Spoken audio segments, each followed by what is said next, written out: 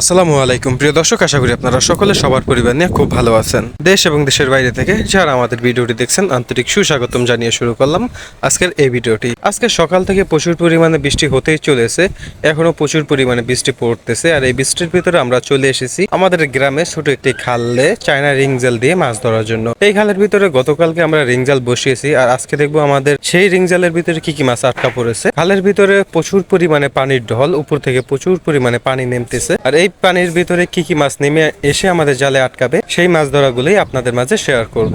আশা করি আজকের ভিডিওটি আপনাদের কাছে অনেক ভালো লাগবে।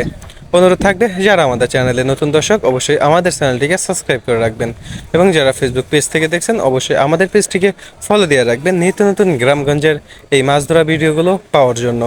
তো ফুল ভিডিওটি দেখতে থাকেন, আশা করি অনেক ভালো লাগবে। এই খালের ভিতরে প্রায় 7 থেকে 8 হাতের মতো পানি আছে, আর সেই পানির ভিতরে আমাদের রিং জালটি বসানো আছে। আর আমাদের সেই এক ছোট ভাই সে ডুব দিয়ে জালগুলো উঠাইতেছে। শেষে দেখবো যে আমাদের জালের ভিতরে কি মাছ আটকা পড়ে আছে। ফুল ভিডিওটি দেখতে থাকেন, আশা করি ভালো লাগবে।